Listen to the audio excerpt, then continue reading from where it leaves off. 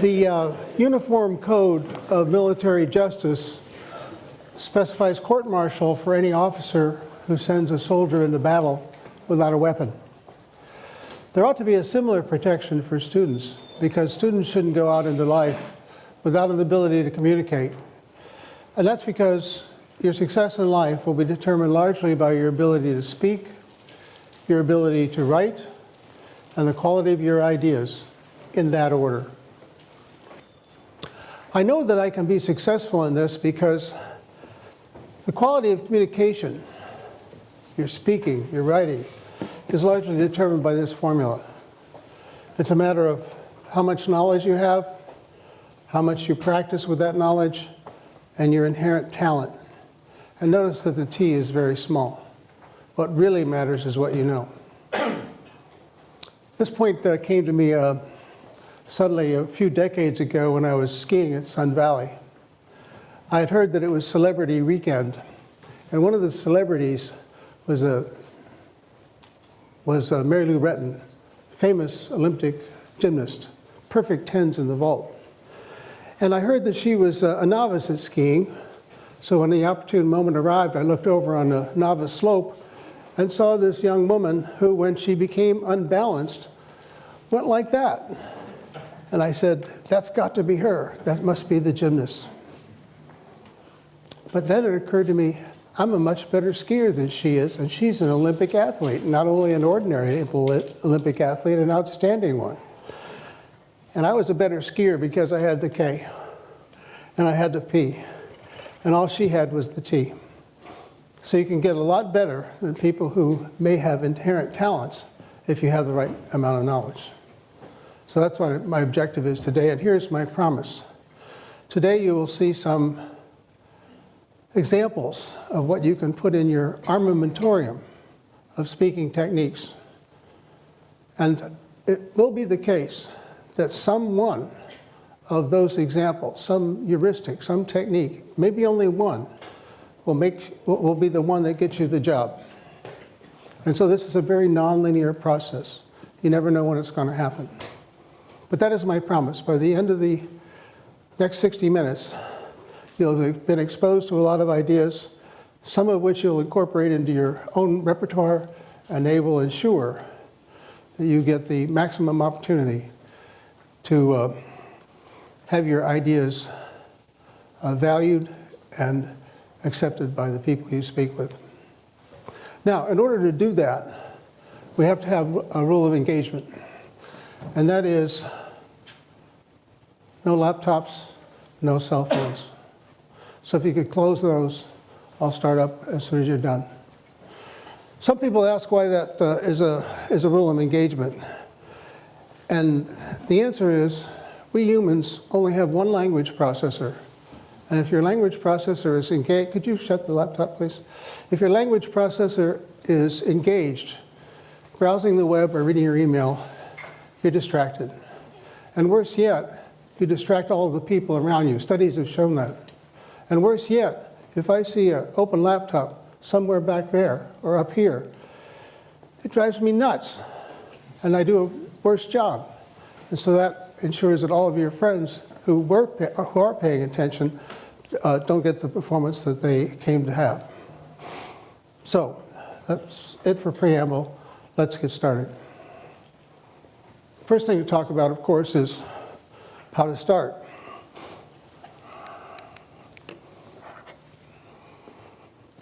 Some people think the right thing to do is to start a talk with a joke.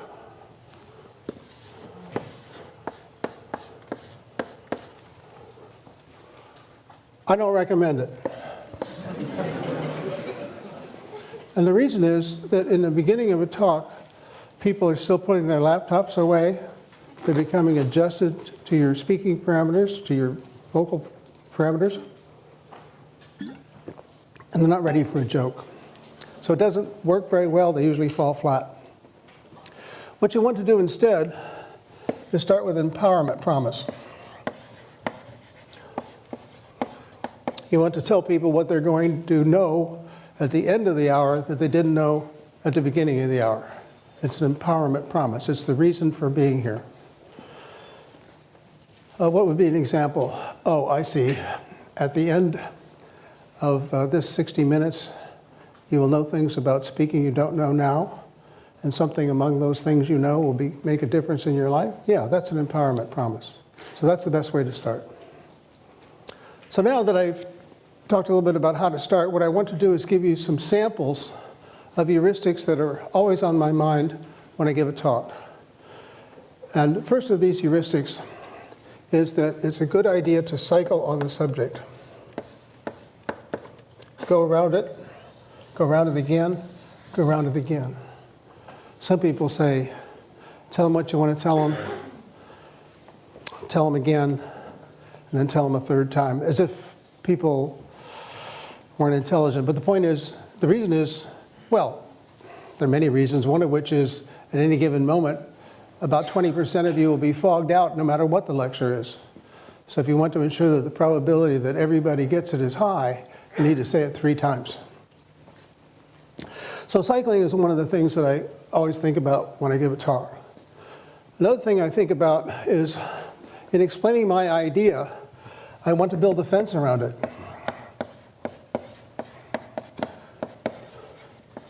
So that it's not confused with somebody else's idea. So if you were from Mars, and I was teaching you about what an arch is, I might say to you, well, that's an arch. And that's not to be confused with some other things that other people might think is an arch. This is not an arch. That's not an arch. I'm building a fence around my idea so that it can be distinguished from somebody else's idea. So in a more technical sense, I might say, well, my algorithm might seem similar to Jones's algorithm, except his is exponential and mine's linear. That's putting a fence around your idea so that people can not be confused about how it might relate to something else. The third thing on this list of samples is the idea of verbal punctuation.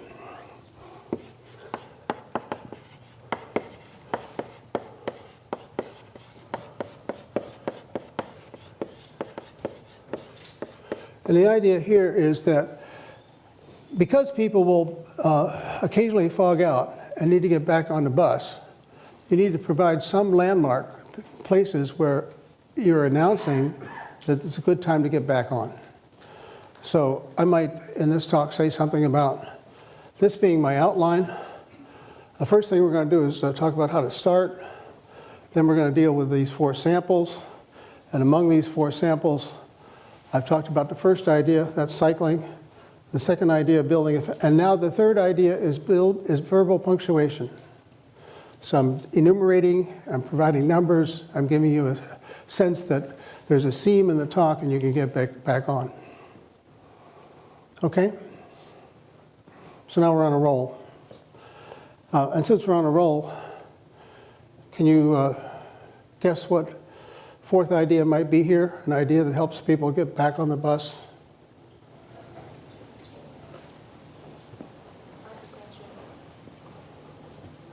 Yes. Ask a question.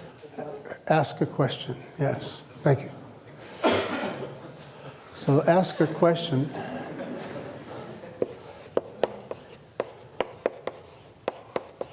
And so I will ask a question. How much dead air can there be?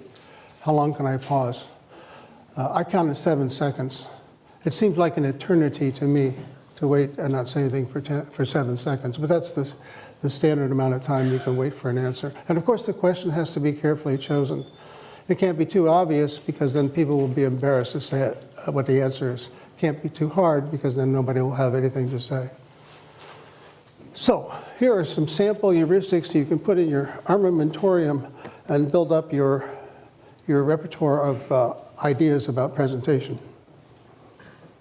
And now, if this persuades you that there is something to know, that there is knowledge, then I've already succeeded.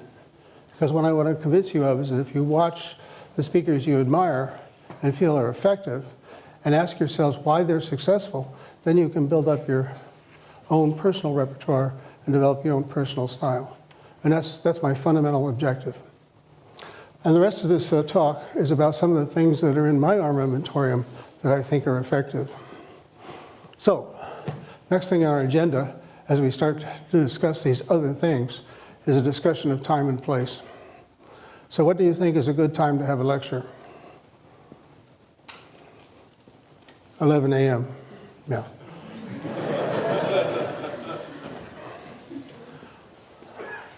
And the reason is, most people at MIT are awake by then, and hardly anyone has gone back to sleep. It's not right after a meal. People aren't fatigued from this or that. It's a great time to have a lecture. So that brings me next to the question of what about the place? And the most important thing about the place is that it be well lit.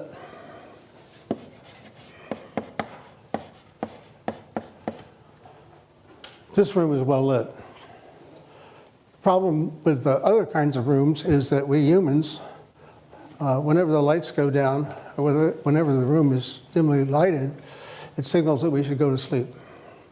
So whenever I go somewhere to give a talk, even today, the first thing I do when I speak to the audiovisual people is say, keep the lights full up. Oh, they might reply, people will see the slides better if we turn the lights off. And then I reply, it's extremely hard to see slides through closed eyelids.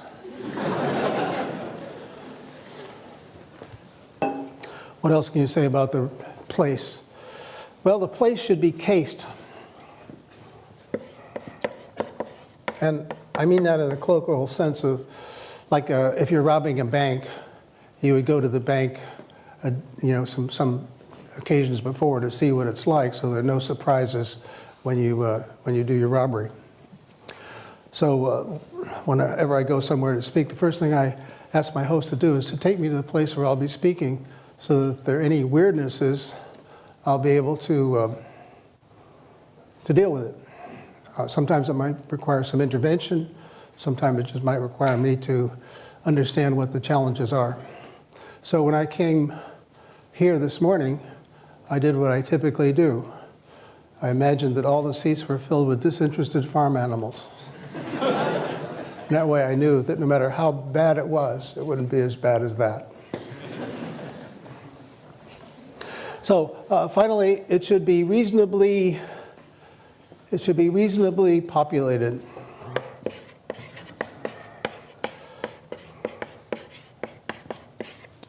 It should be the case that, if there are 10 people in this hall, everyone would be wondering what's going on that's so much more interesting that nobody's here. So you want to get a right-sized place doesn't have to be packed, but it has to be more than half full. So those are some thoughts about time and place. The next thing I want to talk about is subject of boards and props and slides.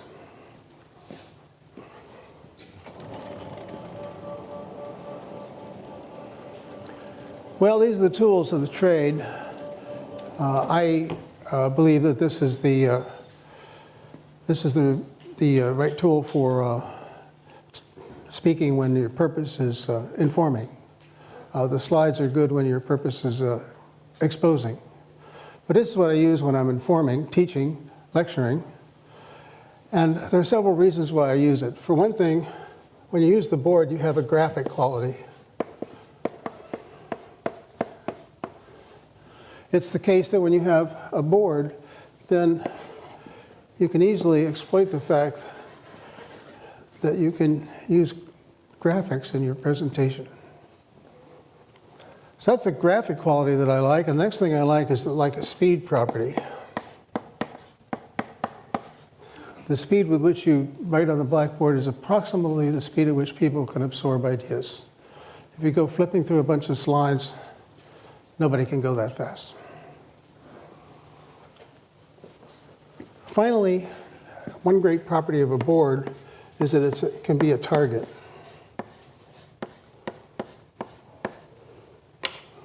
Many people who are novices at speaking find themselves suddenly aware of their hands. It's as if their hands were private parts that shouldn't be exposed in public, so right away they go into the pockets. And this is considered insulting in some parts of the world. Or alternatively, maybe the hands will go in back like this. I was once in a convent in Serbia, and my host, well, we were, as soon as we entered, a nun came up to us and offered us a refreshment. And I was about to say, no, thank you, when he said, eat that stuff or die. It's a question of local custom and politeness. But then, before anything happened there, the nun pulled my hands off like this, because it was extraordinarily insulting in that culture to have your hands behind your back. So why is that? Well, it's usually supposed that that it has to do with whether you're concealing a weapon. So if your hands are in your pockets or behind your back, then it looks like you might have a weapon. And that's what I mean by the virtue, one of these virtues of the board. Now you have something to do with your hands. You can point out the stuff. I was once watching Seymour Papert give a lecture, and I thought it was terrific. So I went a second time. First time to absorb the content, second time to note the style. And what I discovered is that Papert was constantly pointing at the board. And then I thought about it a little while, and I noted that none of the stuff he was pointing to had anything to do with what he was saying. Nevertheless, it was an effective technique. So that's just a little bit about the virtue of blackboards. And now I want to talk about props. You know, the custodians of knowledge about props are the playwrights. Many decades ago, I saw a play by Heinrich Ibsen. It was Hedda Gabler. I remember vaguely that it was about a woman in an unhappy marriage, and her husband was in competition for an academic job with somebody else, and he was going to lose, partly because he was boring, and partly because the competitor had just written a magnificent book. By the way, this is back in the days before there were copying machines and computers. Anyhow, as the play opens, there's a pot-bellied stove.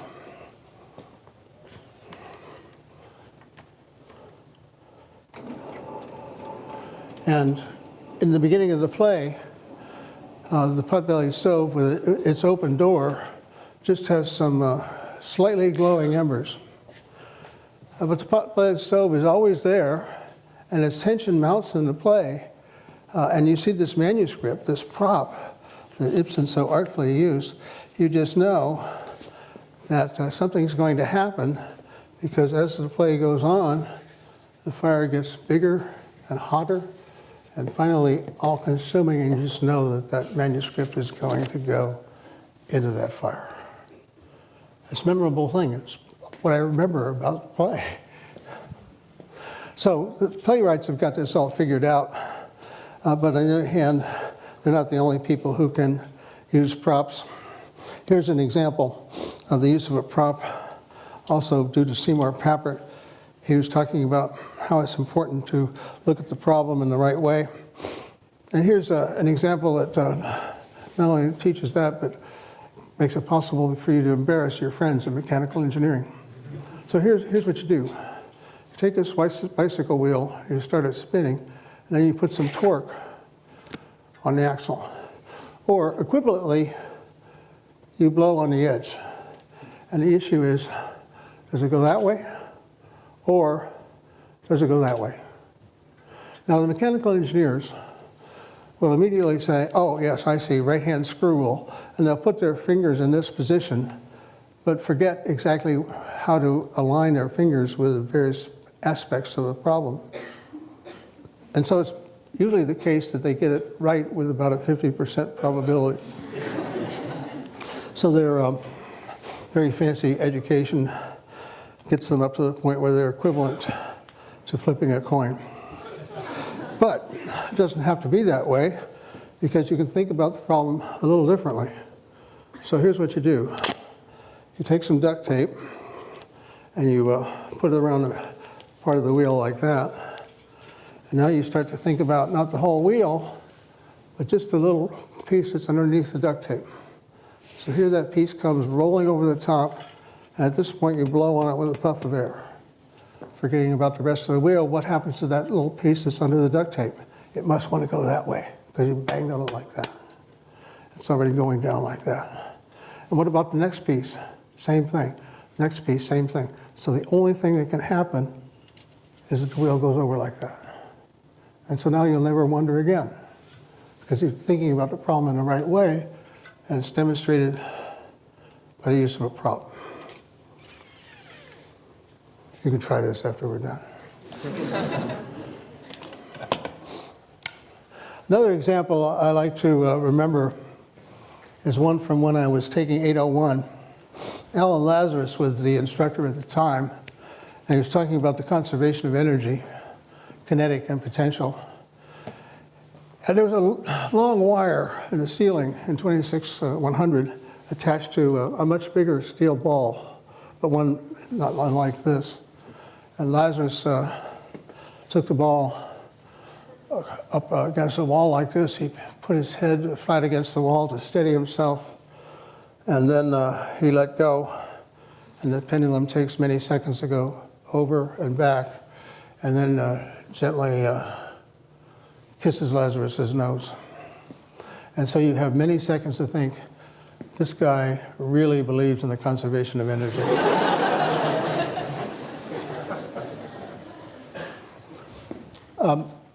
Do not try this at home. The problem is that first time you do this, you may not just let go. There's a natural human tendency to push.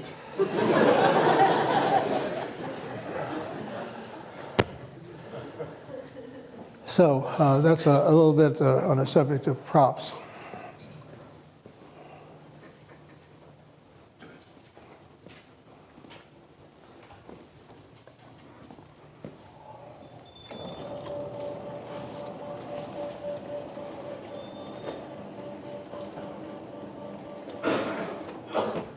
You know, it's interesting, whenever surveys are taken, students always say more chalk, less PowerPoint. And why would that be? Props are always also very effective. Why would that be? I'll give you my lunatic fringe view on this. It has to do with what I would call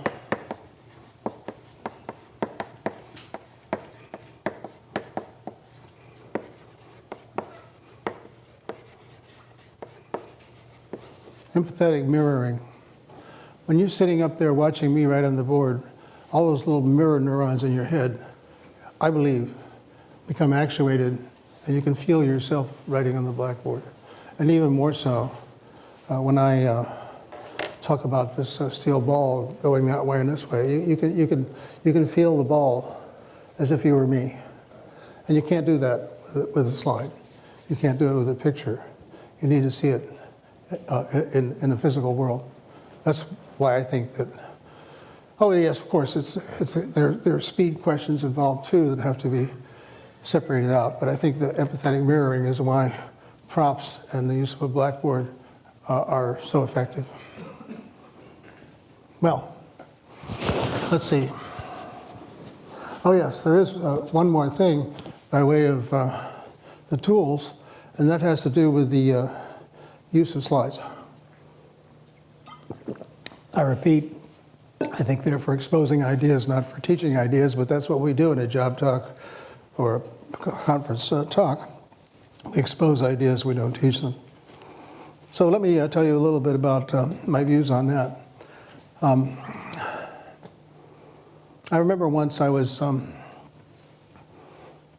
in Terminal A at Logan Airport. I'd just come back from a really miserable conference, and the flight was really horrible. It was one of those that feels like an unbalanced washing machine.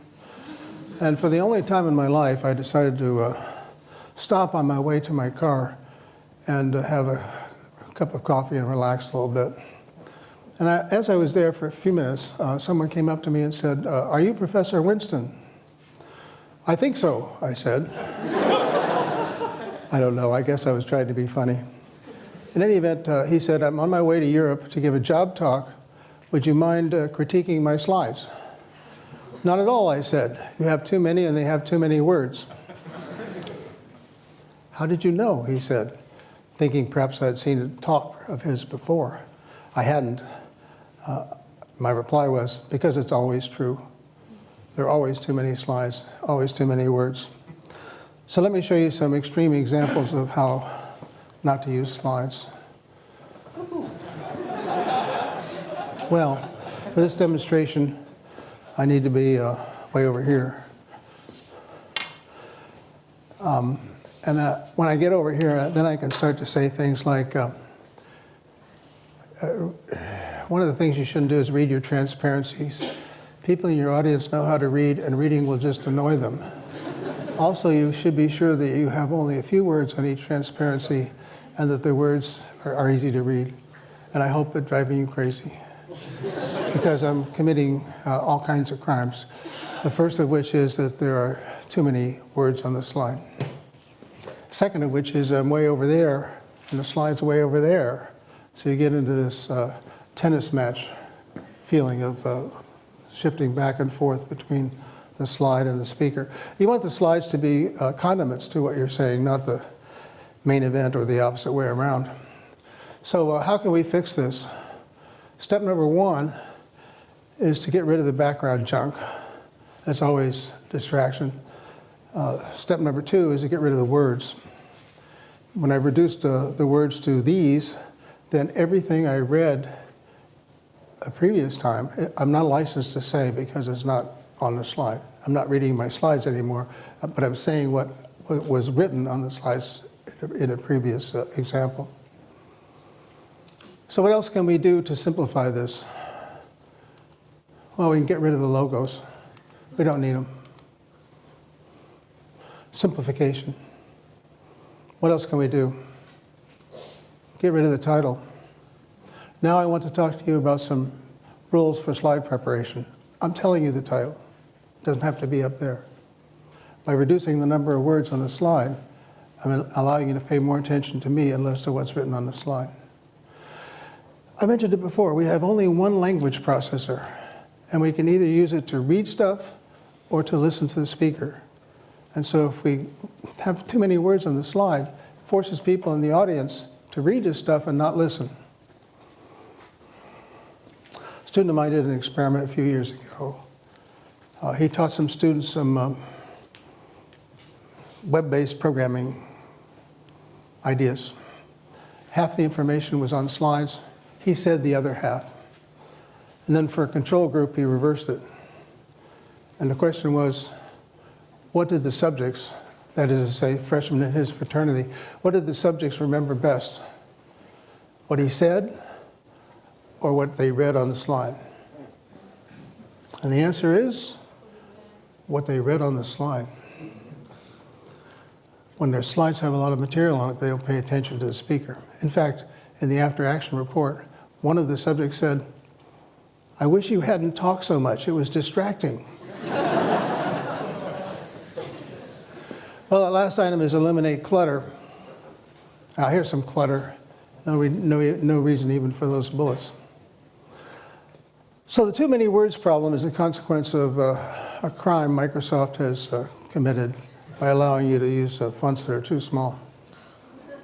So you should all have a sample slide like this that you can use to determine what the minimum font size is that's easily legible. Shiru, what do you think of those? Which size is right? What's that? Did you ask them which size is right? Yeah, minimum maybe. 40 or 50? Yeah, he says 40 or 50. I think it's about right. 35 is if you get too small. Not necessarily because you can't read it, but because you're probably using it to get too many words on the slide. What other crimes do we have? Well, we have the laser pointer crime. And for that, I really, you know, in the old days, when we didn't have laser pointers, we used wooden ones, and people would go waving these things around, and pretty soon it became almost like a baton twirling contest. So here's what I recommended in the old days for dealing with this kind of pointer. This example of use of a prop. Jim Glass up there saw this talk about 20 years ago, and So, oh yeah, I remember that talk. That's the one where you broke the pointer. It's amazing how props tend to be the things that are remembered. Well, now we don't have physical pointers anymore. We've got laser pointers. It's a wonder more people aren't driven into epileptic fits over this sort of stuff. But here's what tends to happen.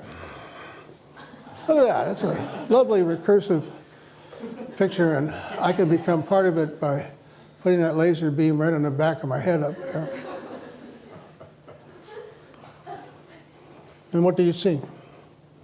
You see the back of my head. I have no eye contact, no engagement, nothing. I was sitting with a student watching a talk one day, and she said, you know what? We could all leave, and he wouldn't know. So what happens when you use a laser pointer? You can't use a laser pointer without turning your head and pointing it at something. And when you do that, you lose contact with the audience. You don't want to do it. So what do you do if you need to identify something in your image and you don't want to point at it with a laser? This is what you do. Put a little arrow on there and say, now look at that guy number one, at the end of arrow number one. You don't need to have a laser pointer to do that.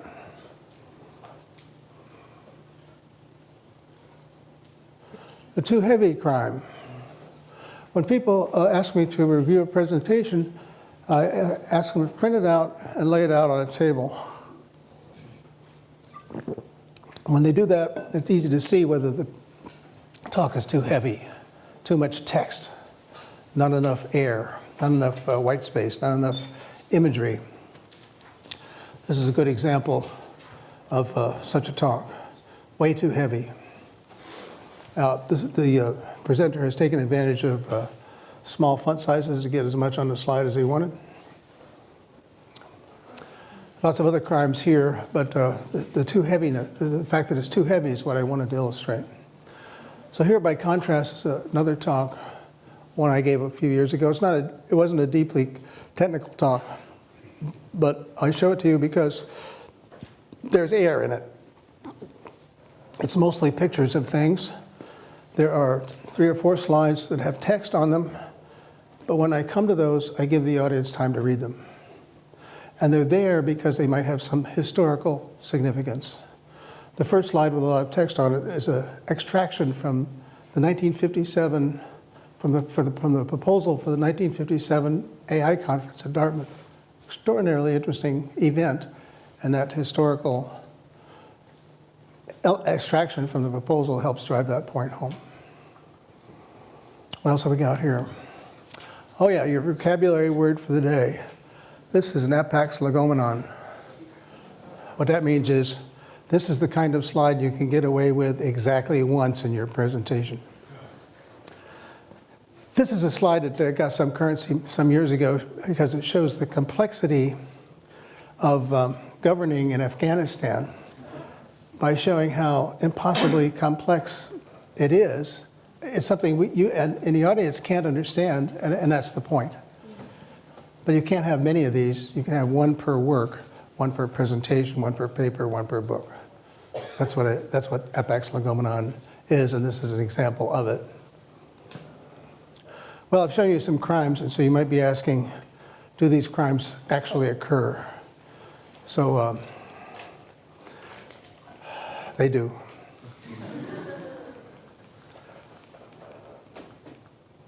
There's the hands in the pockets crime. There's a crime in time and place selection here.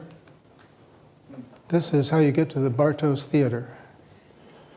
First thing you do is you get down these steps over at the Media Lab. Then you cross this large open space. Then you turn right down this corridor. At this point, whenever I go in there, I wonder if there are torture implements around the corner. And then when you get in there, you get into this dark, gloomy place. So it's well named when they call it the Bartos Theater, because it's a place where you can watch a movie, but it's not a place where you can give a talk. Now, on a subject of does it happen, here's a talk I attended a while back in Stata. Notice that the speaker is far away from the slides. Speaker's using a laser pointer. And you say to me, well, what's happening here? It's, by the way, the 80th slide in the presentation. Notice that it starts with words. This is the first of 10 conclusion slides. So what's the audience reaction? That's the sponsor of the meeting. He's reading his email. This is the co-sponsor of the meeting. He's examining the lunch menu. What about this person? This person looks like he's paying attention, but just because it's a still picture, if you were to see a video, what you would see is something like this.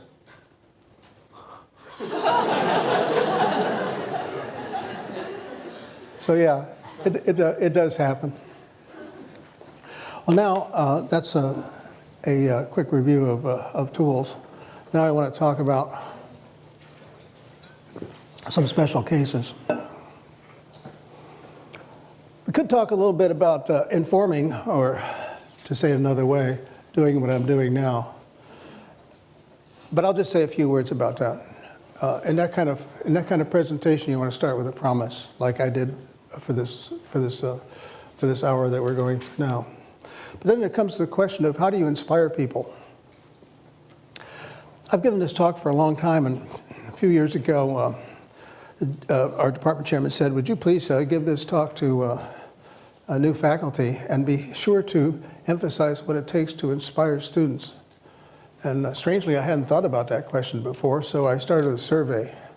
I talked to some of my incoming freshman advisees, and I talked to senior faculty and everything in between about how they've been inspired. What I found from the incoming freshmen is that they were inspired by some high school teacher who told them they could do it.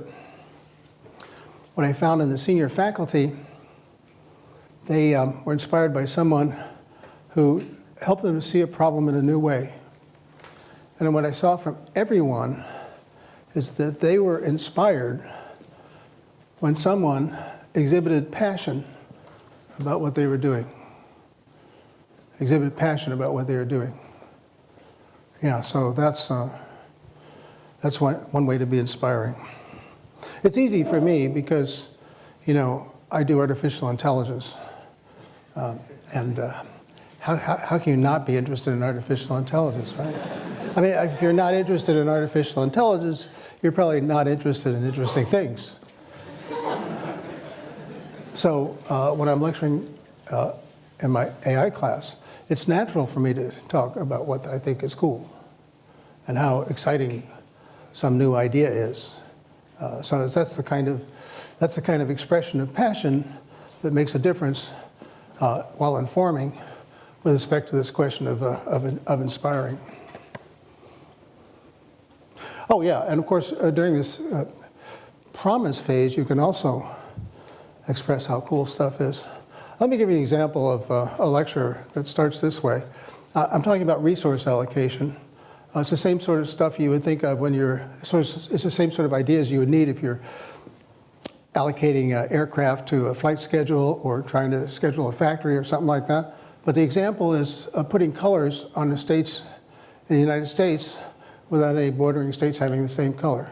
So here goes. This is what I show in the beginning of the class. This is a way of doing that coloring.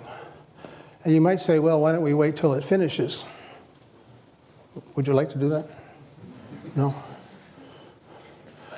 Well, we're not going to wait till it finishes because the sun will have exploded and consumed the earth before this program finishes.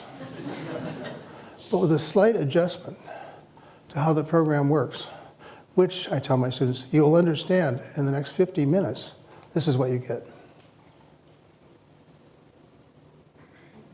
Isn't that cool?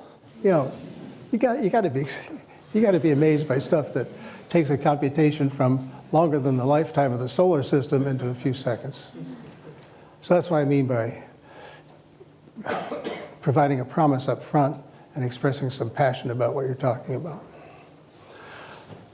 Well, the last item in this little block here is it has to do with what people think that they do at MIT. You ask faculty what the most important purpose is, and they'll say, well, the most important thing I do is teach people how to think. And then you say, oh, that's great. How do you teach people how to think? Blank stare. No one can quite respond to that part, that natural next question. So how do you teach people how to think? Well, I believe that we are storytelling animals, and that we start developing our story understanding and manipulating skills with fairy tales in childhood and continue on through professional schools like law, business, medicine, engineering, everything. And we continue doing that throughout life. So if that is what thinking is all about, then when you want to teach people how to think, you provide them with the stories they need to know, the questions they need to ask about those stories, mechanisms for analyzing those stories, ways of putting stories together, ways of evaluating how reliable the story is, and that's what I think you need to do when you teach people how to think. But that's all about education, and many of you here, not necessarily for that, but rather for this part, for persuading, which breaks down into several categories: oral exams, not shown, job talks, getting famous. I won't say much about oral exams, other than the fact that they used to be a lot scarier than they are today. In the old days, reading the literature in a foreign language was part of that, and there was a high failure rate. And when you look back on those failures, the most usual reason for people failing an oral exam is failure to situate and a failure to practice. By situate, I mean it's important to talk about your research in context. This is a problem that's being pursued all over the world. There hasn't been any progress before me in the past 30 years.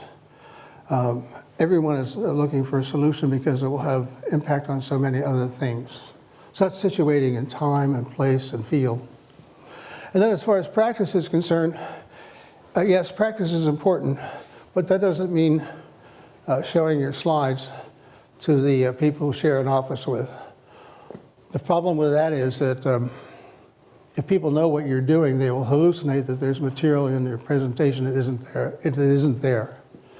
A variation on the theme, by the way, is your faculty supervisor is not a very good person to help you debug a talk, because they, in fact, know what you're doing, and they will, in fact, hallucinate there's material in your presentation that isn't there.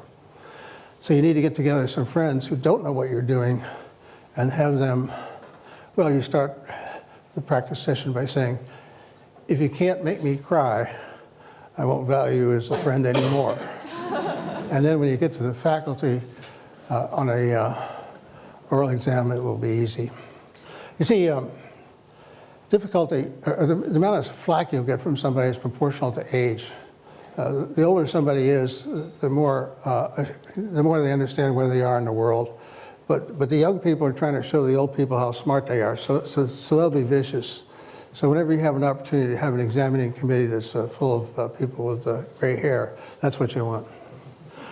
Well, that's just a word or two about something I haven't listed here. Let's get into the subject of job talks.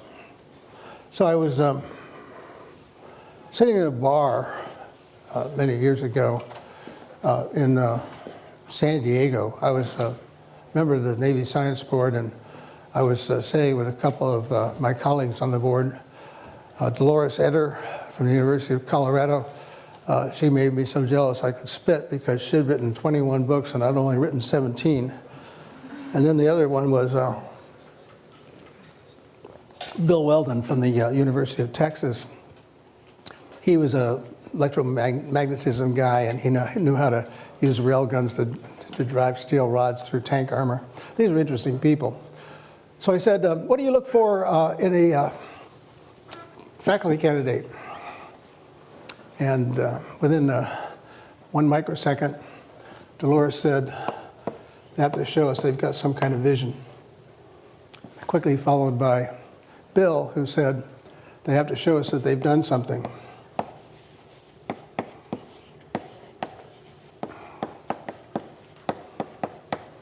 Oh, that sounds good, I said. And then I said to them, how long does the candidate have to establish these two things? What do you think? Well, compare your answer to theirs.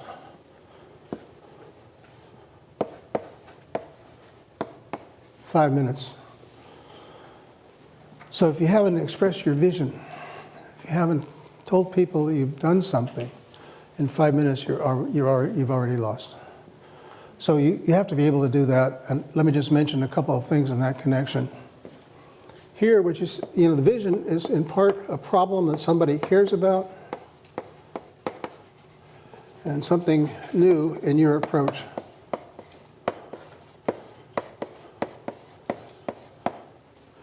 So the problem is understanding the nature of human intelligence. And the approach is asking questions about what makes us different from chimpanzees and Neanderthals. Is it merely a matter of quantity, or are we just a little bit smarter in some continuous way? Or do we have something that's fundamentally different that chimpanzees don't have, and Neanderthals either? And the answer is yes, we do have something different. We are symbolic creatures, and because we're symbolic creatures, we can build symbolic descriptions of relations and events. We can string them together and make stories. And because we can make stories, that's what makes us different. So that's my stump speech. That's how I start most of my talks on my own personal research. How do you express the notion that you've done something? By listing the steps that need to be taken in order to achieve the solution to that problem. You don't have to have done all of those steps, but you can say, here's what needs to be done. An example. Here's what needs to be done. We need to specify some behavior. We need to enumerate the constraints that make it possible to deal with that behavior. We have to implement a system because we're engineers and we don't think that we've understood something unless we can build it. And we've built such a system and we're about to demonstrate it to you today. That would be an example of enumerating a series of steps needed to realize the vision. So then, blah, blah, blah, blah, blah, blah, blah, blah, blah. And then you conclude by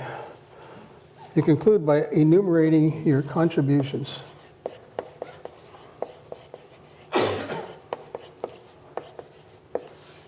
It's kind of mirror of these steps and helps to establish that you've done something. So that's a kind of general purpose framework for doing a technical talk.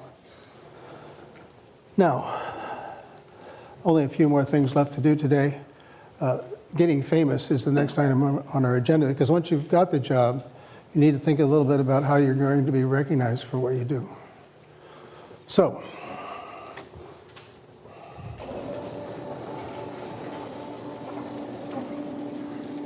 well, first of all, why should you care about getting famous?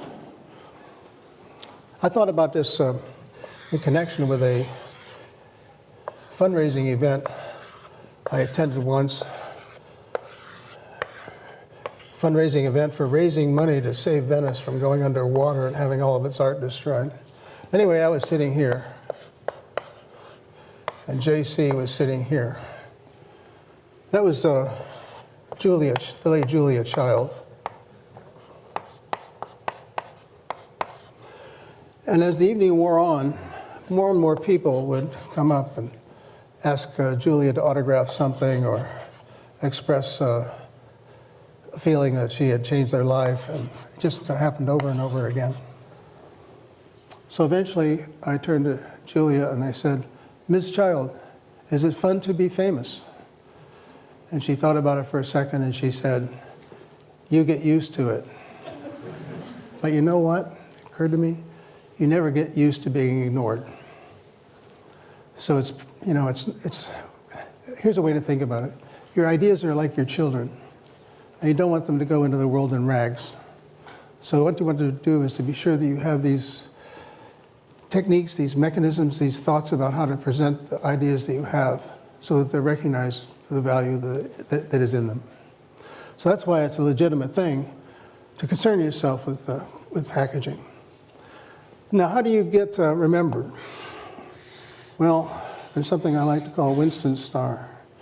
And every one of the items I'm about to articulate starts with an S. So if you want your presentation ideas to be remembered, one of the things you need to do is to make sure that you have some kind of symbol associated with your work. So this arch example is actually from my PhD thesis many, many years ago. And in the course of my work at that time, this work on arch learning became mildly famous, and I didn't know why. It was only many years later that I realized that that work accidentally had all of the elements on this star. So the first element is that there was a kind of symbol. It's the arch itself. Next thing you need is some kind of slogan, a kind of phrase that provides a handle on the work. And in this case, the phrase was one-shot learning. And it was one shot because the program I wrote learned something definite from every example that was presented to us. So in going from a model based on this configuration to something that isn't an arch based on that configuration, the program learned that it has to be on top. One-shot learning. So that's a symbol, slogan, and now we need a surprise. Yeah, the surprise is you don't need a million examples of something to learn. You can do it with one example if you're smart enough to make use of that example appropriately. So that was the surprise. You can learn something definite from each example. Next item was a salient idea. Now, when I say salient idea, I don't mean important. What I mean is an idea that sticks out. Some theses, funnily enough, have too many good ideas and you don't know what it's all about because which one is it? So you need an idea that sticks out. And the idea that stuck out here was the notion of a near miss.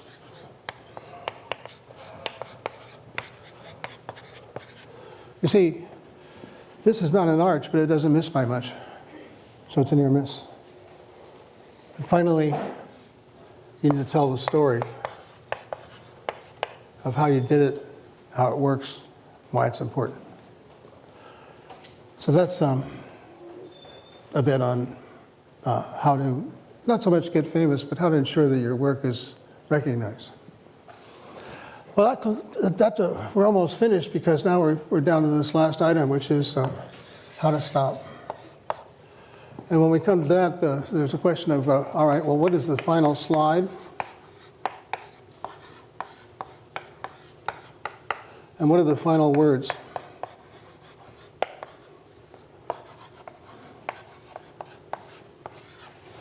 So for the final slide, let me give you some examples of possibilities. How about this one?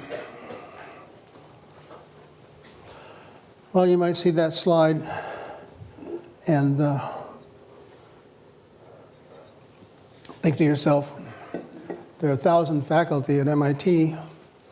Nice piece of work, but not so much, but it's only a tiny piece of work if you divide by 1,000.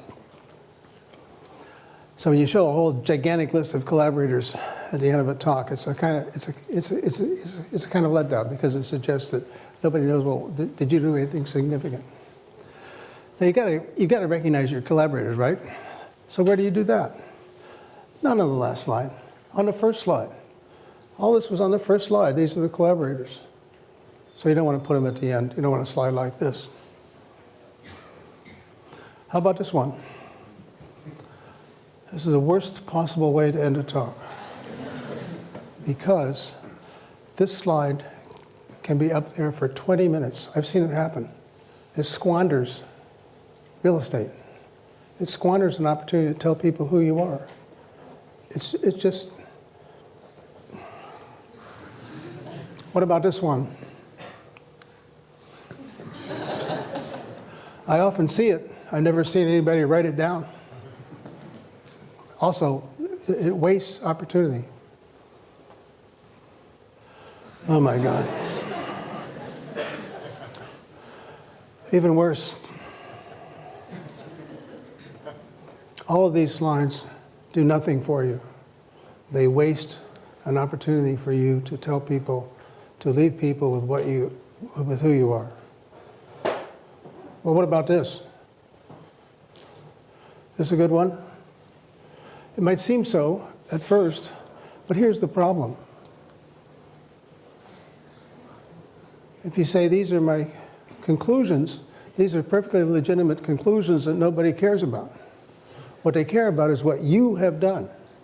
And that's why your final slide should have this label, contributions.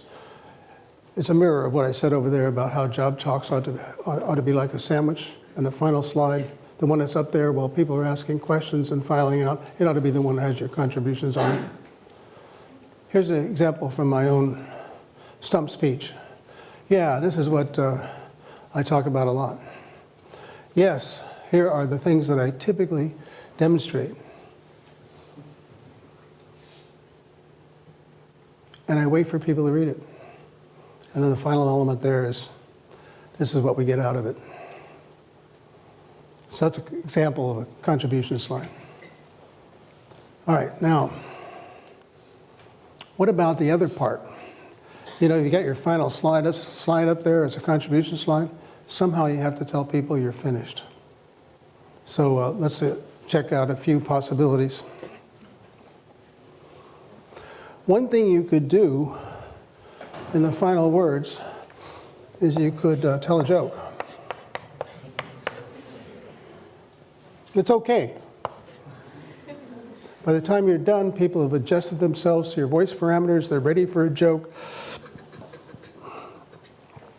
I was sitting in another bar, this time in Austin, Texas, with a colleague of mine named Doug Lenat. And Doug's a fantastic speaker. And so I said to Doug, Doug, you're a fantastic speaker. What's your secret? And he said, oh, I always finish with a joke, and that way people think they've had fun the whole time. So yeah, a joke will work down there. How about this one?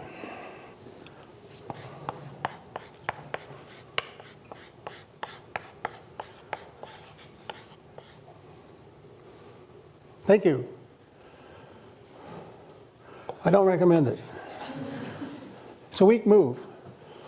You will not go to hell if you conclude your talk by saying thank you, but it's a weak move, and here's why.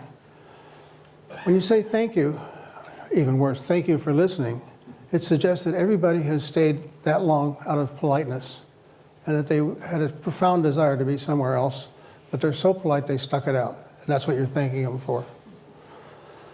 So once wild applause has started, you can mouth a thank you, and there's nothing wrong with that. But the last thing you do should not be saying thank you. Now you say to me, well, doesn't everybody say thank you? Well, what everybody does is not necessarily the right thing. And I like to illustrate how some talks can end without saying thank you. I like to draw from political speeches, but the ones that I've heard recently aren't so good, so I'm going to have to go back a little bit. So here's Governor Christie. He gave the Republican keynote address one year. This is the end of his talk. Let's see what he does. And together, everybody, together, we will stand up once again for American greatness for our children and grandchildren. God bless you and God bless America. So that's a classic benediction ending. God bless you, God bless America. Now, I don't want to be partisan about this, so I think I better switch to the keynote address in the Democratic Convention. I was delivered that year by Bill Clinton, who knows something about how to speak. If that is what you want, if that is what you believe, you must vote and you must re-elect President Barack Obama. God bless you and God bless America.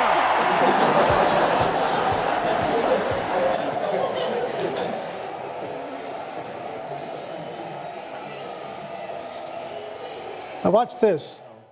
Let's go back a little bit and redo it. What I want you to see is that at one point he seems to be almost pressing his lips together, forcing himself not to say thank you. And then there's another place where he does a little salute. So watch for those this time around. If that is what you want, if that is what you believe, you must vote and you must re-elect President Barack Obama. God bless you and God bless America. That's where he's pursing his lips. There's a salute.